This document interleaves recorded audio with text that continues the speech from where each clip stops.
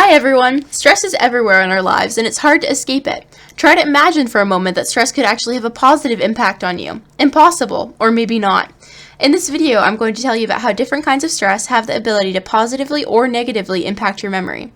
There are two parts of the brain that are really important to the memory, the hippocampus and the amygdala.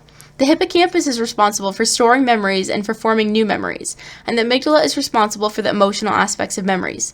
So when you see a lion running at you, your amygdala goes, "Ah, this is scary!" Stress can be acute or chronic. Acute stress can be something that occurs for a shorter period of time, like when you have to give a presentation. Chronic stress is a more extreme kind of stress that has a longer duration, like financial troubles due to someone losing their job. Chronic stress has been proven by scientists to have a negative impact on memory performance and to result in long-term changes to the function and makeup of the brain. With chronic stress, the size and connectivity of the amygdala has often been observed to change, which alters the emotional aspect of memories. More brain activity can be seen in the primitive parts of the brain that are mainly just focused on survival, like the amygdala.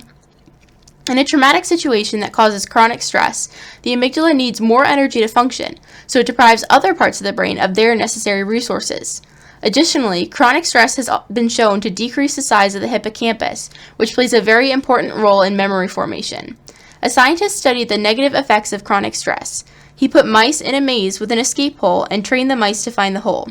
Some mice were introduced to an aggressive intruder mouse in the maze as a representation of chronic stress, and the control group was not. The mice introduced to the threatening mouse had more difficulty remembering the location of the escape hole and experienced brain inflammation and a decrease in neuron formation, which decreases overall memory performance.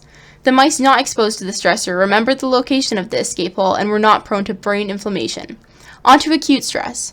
Acute stress also has the ability to harm memory function, as seen in moments of forgetfulness during important presentations, and it has been shown to harm the ability to retrieve already stored memories and information.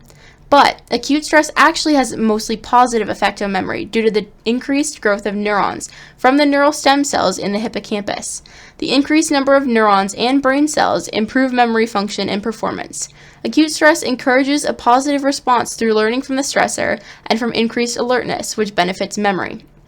In an experiment, rats were placed in cages for different amounts of time to mimic different kinds of stress. They were in cages for a few hours to show the effects of acute stress. This led to high stress hormones for a short period of time, but the production of new neurons in the hippocampus was eventually doubled. The neurons produced needed time to mature and develop, but the new neurons generated as a result of the stressful event were shown to actively participate in the memory tests given to the rats only 2 weeks later. So acute stress has the potential to benefit people and their memory. The next time you're stressed, remember, don't worry because that stress might actually be good for you.